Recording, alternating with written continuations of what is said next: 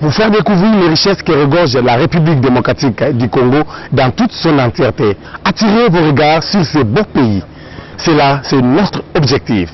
Bienvenue à votre magazine Les Trésors de la RDC. Aujourd'hui, nous allons vous faire découvrir le parc de la vallée de l'Antélé, l'un des patrimoines touristiques de notre pays, la République démocratique du Congo. Suivez.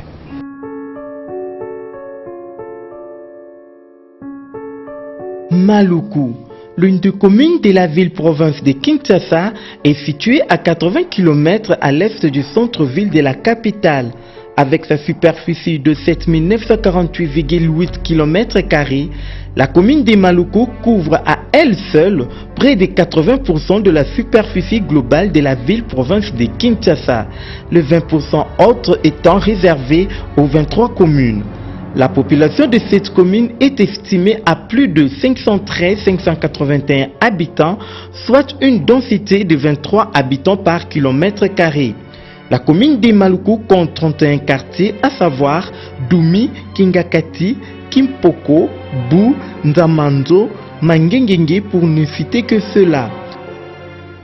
Excepté ces 31 quartiers administratifs existants dans cette commune, la commune dispose d'10 groupements, traditionnels bien sûr, incorporés dans la ville de Kinshasa.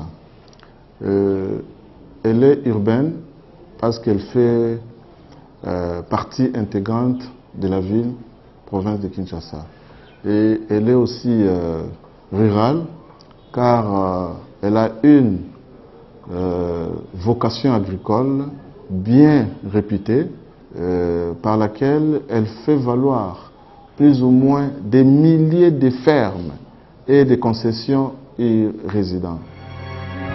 Maluku est connu pour ses sites et ses paysages naturels, sans oublier sa richesse en faune et en flore. C'est ainsi que Maluku dispose depuis 1998 au sein de l'un de ses quartiers, Kingakati, la ferme de l'Espoir. Cette ferme se situe au sud sur la hauteur estimée à 655 mètres d'altitude.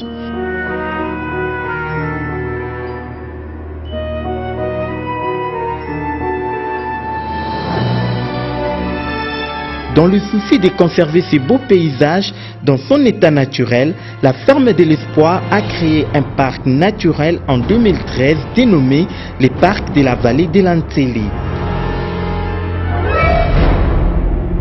Inauguré le 2 juin 2018, le parc de la vallée de l'Antélé est situé dans la commune de Maluku au quartier Kingakati, à 50 km au sud-est du centre-ville de Kinshasa, sur la nationale numéro 1. Le parc d'abord animalier de la vallée de l'Antélé, ça se trouve chez nous à Maluku, mais l'entrée c'est Antélé. C'est comme ça qu'on avait voulu nommer ce parc-là, la vallée de l'Antélé.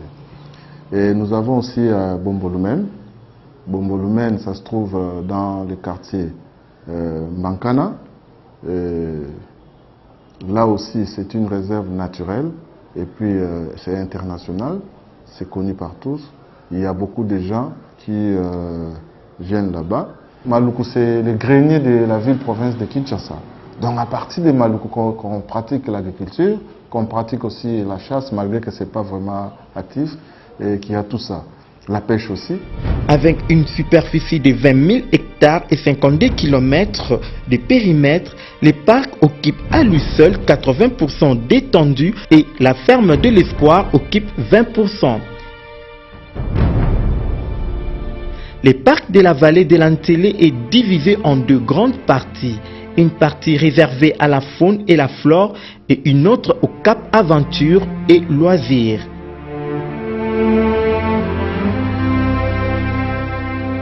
En partenariat avec l'Institut congolais pour la conservation de la nature UCSN, la partie consacrée à la réserve naturelle a pour objectif de surveiller et de conserver l'environnement dans son état naturel et sauvage. Un parc, c'est une aire protégée. Qu'est-ce que ça veut dire? Une aire protégée. C'est un espace que l'État congolais a légalisé afin de protéger certaines espèces animales et floriques. Donc disons la faune et la flore La conservation, ça consiste en deux choses. Donc il y a les animaux qui sont là, il faut les monitorer, voir s'ils sont bien. Ils sont dans une aire protégée, c'est-à-dire qu'on ne peut pas extraire des ressources de cette aire. Tout ce qui est là reste dans l'état naturel et les animaux sont là chez eux et ils peuvent aller où bon leur semble. Ils sont juste monitorés par des rangers et aussi surveillés pour qu'on n'ait pas de problème de braconnage par exemple. Donc on conserve cette nature et c'est non seulement la faune mais il y a aussi toute la flore, il y a plusieurs essences d'arbres, il y a des végétaux, des plantes médicinales, etc. Donc tout ça est conservé. C'est pourquoi il y a plus de 1500 animaux dont le parc, répartis en 25 espèces, se déplacent en toute liberté dans leur état sauvage.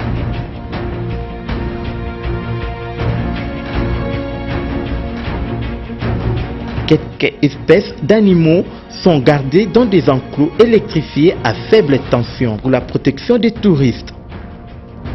La visite du parc s'effectue à l'aide des véhicules bien aménagés et avec l'assistance de guides touristiques bien qualifiés.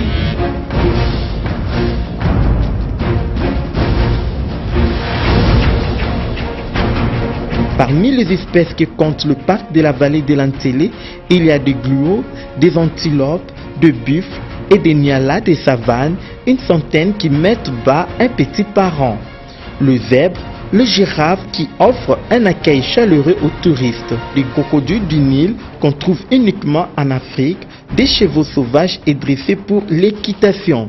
Tous les animaux que nous avons sont des animaux de la savane africaine. Nous avons ces animaux en RDC, notamment dans le parc de la Garamba, Virunga, Umpemba, etc. Il faut une grosse logistique pour les amener jusqu'ici. Donc les animaux ne peuvent pas être trop longtemps gardés enfermés.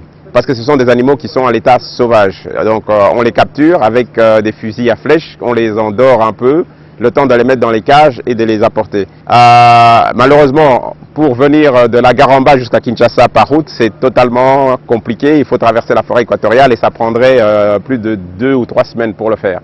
Donc on ne sait pas le faire au point de vue logistique. Donc nous avons opté pour importer les animaux. Nous avons pris contact avec la CITES, qui est un organisme international qui est situé à Genève. Nous leur avons donné les espèces que nous voulions avoir, ils nous ont donné les autorisations, nous avons pu les importer à partir du Zimbabwe et de la Namibie. Donc certains animaux sont venus par avion et d'autres de la Namibie sont venus par bateau à partir du port de Walvis Bay en Namibie jusqu'au port de Matadi et de là par route de nuit pour éviter la chaleur trop forte. De nuit, nous les avons amenés jusqu'ici au parc et le matin à l'arrivée, vers 7-8 heures, nous les avons libérés dans une quarantaine, les observer pendant 48 heures ou 72 heures pour voir si les animaux sont en bon état, qu'ils n'ont pas de blessures, et puis les libérer et les animaux s'en vont dans la nature, coloniser le parc et trouver l'endroit où ils se sentent le mieux au point de vue habitat et au point de vue nourriture.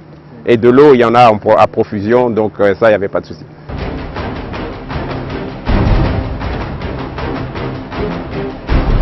Des lions jaunes et un groupe de lions blancs, ils sont gardés dans un enclos de 250 hectares électrifié à faible tension de 10 kW.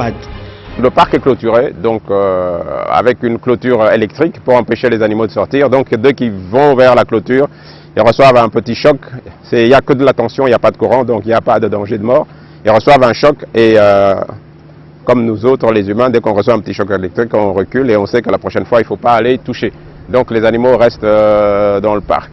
Nous avons eu, quand les gnous sont arrivés, ils ont nagé, ils ont traversé la rivière Nsélé et puis nous avons agrandi aussi un peu le parc de l'autre côté de la rivière Nsélé pour clôturer de l'autre côté de la rivière Nsélé afin que tous les animaux restent à l'intérieur du parc. Et comme ça, ils peuvent traverser, revenir et ils ont un espace beaucoup plus grand pour faire leur migration.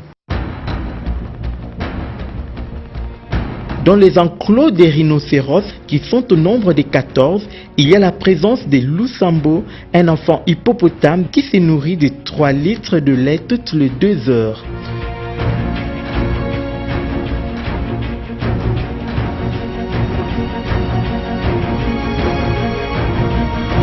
On y trouve également des autruches et des serpents de diverses espèces.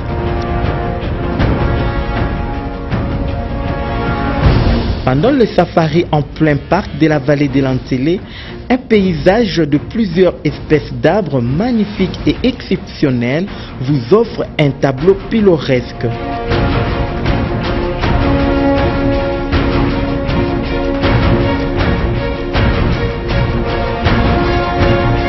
Dans le parc, on trouve plus de 40 sources d'eau qui ont conduit à la création de plus de 6 lacs artificiels. C'est là pour apporter une touche particulière à certains endroits du parc. Chaque lac porte le nom de différents lacs qu'on trouve en République démocratique du Congo. 250 espèces de poissons foisonnant dans ces lacs et dans la rivière Ntélé qui traverse les 1/4 du parc.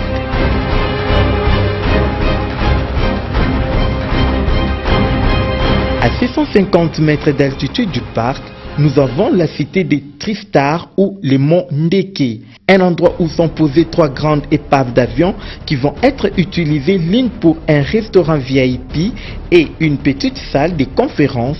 Les 2 autres avions serviront des salles de conférence.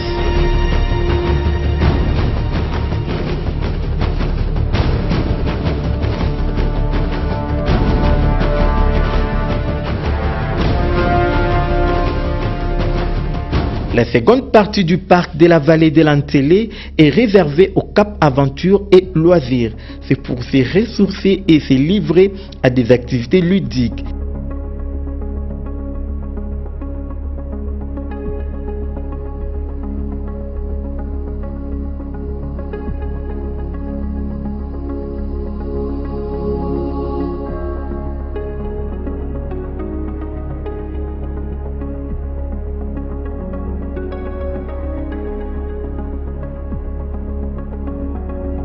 Il est également appelé Kisangani à cause des rapides qu'offre la rivière Ntélé.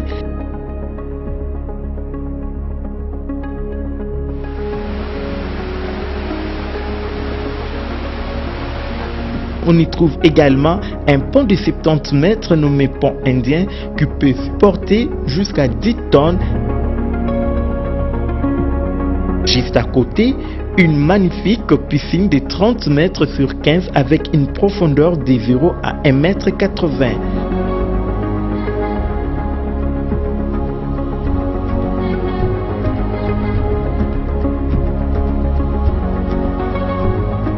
Nous avons un pays merveilleux, riche.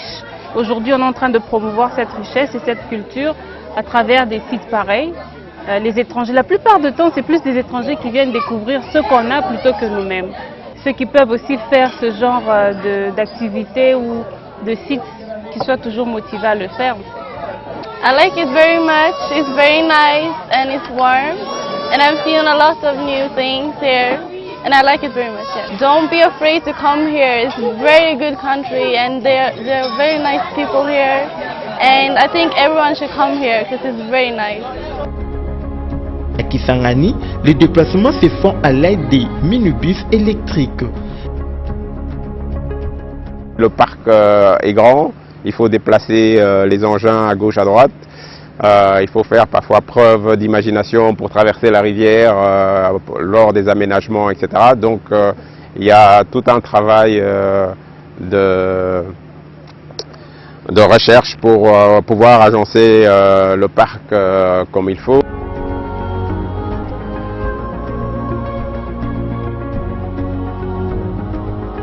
Le parc de la vallée de l'Antélé s'est donné pour mission de conserver l'environnement dans son état original, reste un endroit attrayant par sa faune et sa flore, ses nombreuses espèces d'animaux. L'environnement, c'est notre seul trésor commun. Il faut le garder avec beaucoup d'amour parce que voilà, nous ici nous avons pu voir des girafes, des lions, des zèbres en liberté. Il faudrait que les enfants de nos enfants puissent aussi avoir cette possibilité de voir ces animaux, pas seulement de les voir dans des livres, mais aussi de les voir en nature. Ici, Saint-Nason-Sey gère au moins 8 parcs nationaux et une soixantaine de domaines et réserves, plus maintenant ce qu'on appelle les aires protégées in situ. ça veut dire Exit, pardon, ce qu'on appelle les jardins zoologiques et botaniques. Maluku est riche en faune et flore.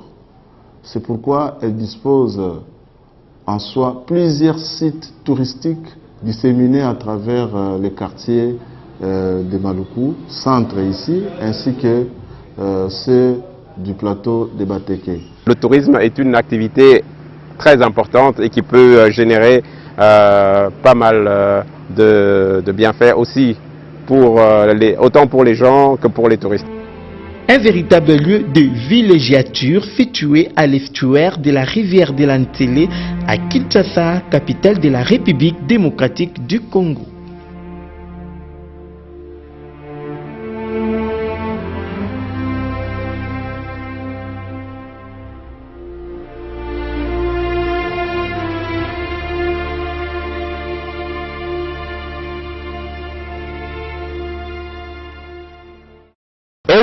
Qui commence bien, finit bien. Si vous avez aimé, n'hésitez pas à nous écrire. Merci de nous avoir suivis et à la prochaine.